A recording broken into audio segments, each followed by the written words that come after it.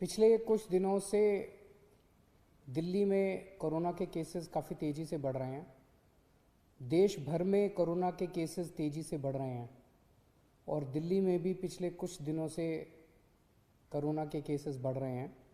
16 मार्च को दिल्ली में लगभग 425 केस थे और आज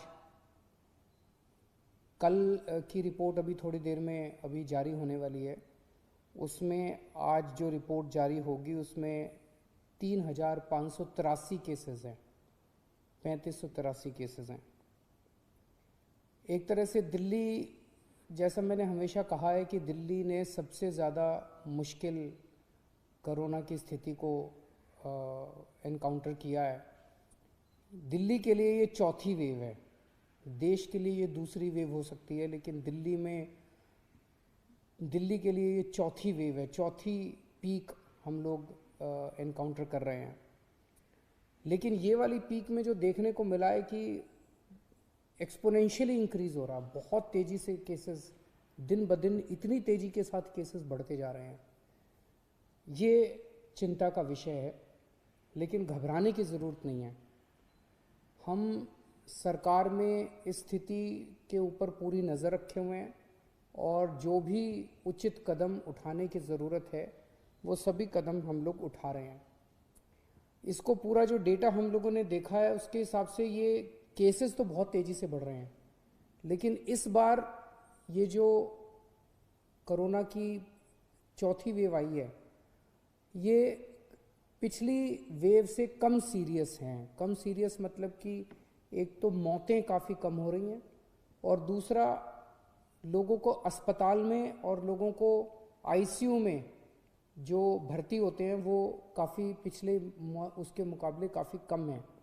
हम ये देख रहे थे कि अक्टूबर के महीने में जब लगभग इतने ही केस 3-4 हज़ार केसेस डेली आ रहे थे, उस वक्त आईसीयू में लगभग 1700 के करीब पेशेंट्स थे और आज लगभग 800 के करीब 50% के करीब पेशेंट्स हैं।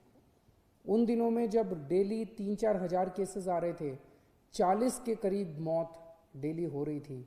आज 10-12 के करीब मौत डेली हो रही हैं। तो अभी ये वाली जो वेव आई है ये पिछली वाली वेव के मुकाबले में कम सीरियस है कि लोगों को कम अस्पताल जाना पड़ रहा है, होम आइसोलेशन में लोगों का इलाज अच्छे से हो रहा है। अभी जो स्थिति है, सरकार में लॉकडाउन किसी भी तरह का करने का कोई विचार नहीं है। हम स्थिति पे नज़र रखे हुए हैं। भविष्य में अगर ज़रूरत कभी पड़ेगी तो मैं आपसे बातचीत करके ऐसा कोई निर्णय लिया जाएगा, लेकिन अभी फ़िलहाल कोई लॉकडाउन करने का सरकार का निर्णय नहीं, सरकार का विचार नहीं है।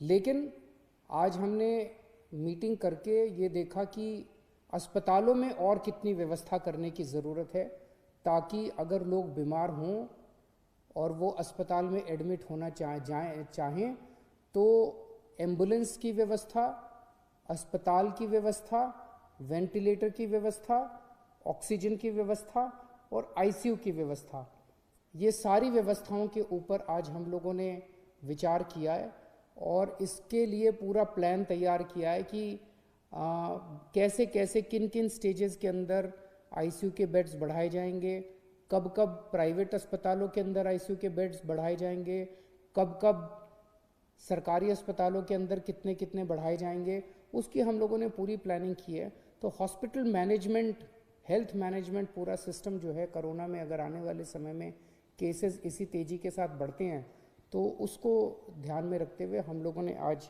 पूरी प्लानिंग की है। मुझे लगता है कि हमारे सामने मोटे मोटे तौर पे 3 काम हैं। एक, इसको फैलने से किस तरह से रोका जाए, जिसमें हम हमेशा कहते हैं टेस्ट, ट्रेसिंग एंड आइसोलेशन। उसको बहुत एग्रेसिवली अब किया जा रहा है और जहाँ जहाँ कंटेनमेंट जोन्स बनाने की ज़रूरत है वहाँ कंटेनमेंट जोन्स बनाए जाएंगे और इसको फैलने से रोकने की कोशिश की जाएगी। लेकिन इसमें सरकार का रोल तो शायद बहुत कम है। सबसे बड़ा रोल जनता का है, सबसे बड़ा रोल आपका है। हम दिल्ली वालों ने पिछली 3 पीक्स को कितनी खूबसूरती के साथ टैकल किया और हम कामयाब हुए।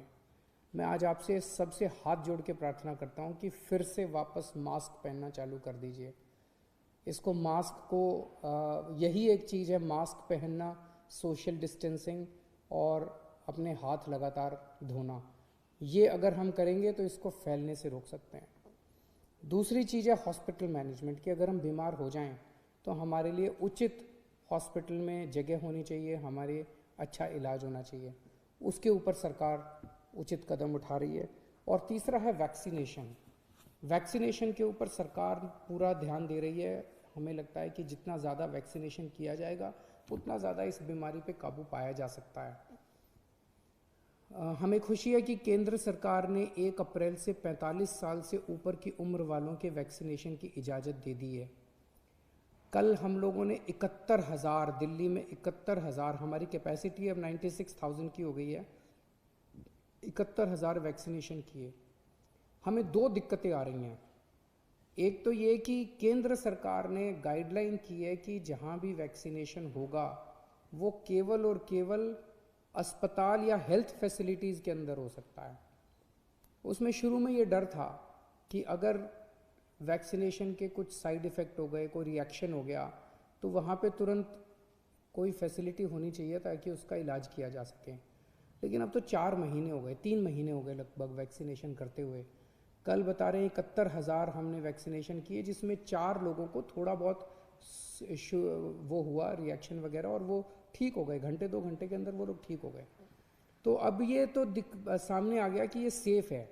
तो अगर ये सेफ़ है तो केंद्र सरकार अगर हमें मास लेवल पे वैक्सीनेशन करना अलाउ करे तो हम कम्युनिटी सेंटर्स में, स्कूलों के अंदर, मतलब कई 100 हज़ारों हम फैसिलिटीज़ क्रिएट करके इसको युद्ध स्तर के ऊपर वैक्सीनेशन ड्राइव शुरू कर सकते हैं।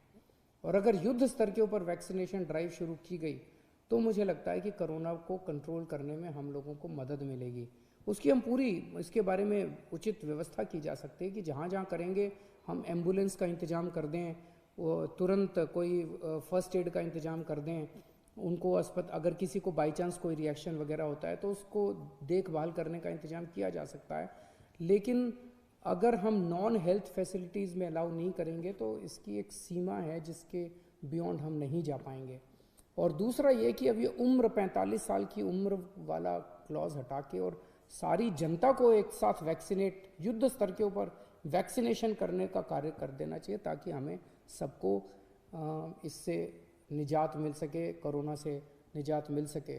तो मैं उम्मीद करता हूं कि केंद्र सरकार इसको पूरा गौर करेगी और युद्ध स्तर के ऊपर राज्य सरकारों को अपने स्तर पे वैक्सीनेशन करने की इजाज़त देगी। और अंत में मैं जनता से अपील करना चाहता हूं कि दिल्ली की जनता ने बड़े बड़े काम करके दिखाए हैं और ये चौथी वेव भी हम लोग ज़रूर इस पे काबू पाएंगे।